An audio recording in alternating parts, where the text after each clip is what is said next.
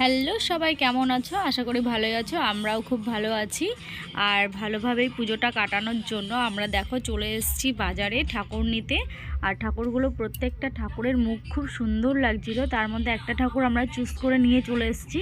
আর এই যে দেখতে পাচ্ছ, আমাদের বাড়িতে পুজো করব, এই জন্য আমার বোন ভাই এরা মিলে সব কিছু গুছিয়ে গাছিয়ে রেডি করে রেখেছে। আর এদিকে আমার বোন খিচুড়ি রান্না করছে, ঠাকুরের ভোগ হচ্ছে, আর লুচি সুজি ওগুলোও হচ্ছে।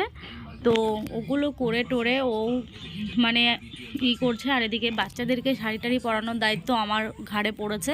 তো আমি ওদেরকে শাড়ি টাড়ি পরিয়ে রেডি করে দিয়েছি। আর এদিকে ব্রাহ্মণও চলে এসছে, তখন 1:45 বাজে, সেই সময় ব্রাহ্মণ চলে এসছে আর এসে পুজো করতে বসে গেছে, দেখতেই পাচ্ছ তোমরা।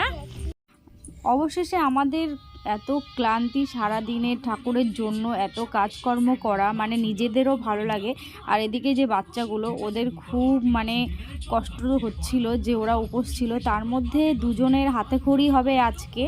তো এই জন্য দুজনকে তো একদম ভালোভাবে রেডি করে দিয়েছি। তো রেডি হবে না, খুব ওরা ভীষণই ব্যস্ত, ওরা রেডি হতেও পারবে না।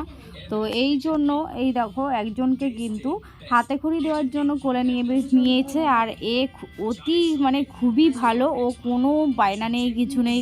ও ভাবছে বিষয়টা কি হচ্ছে, ওর ভীষণ একটা এক্সাইটেড ব্যাপার। তো ও কি সুন্দর হাতে খড়িটা দিয়ে নিল।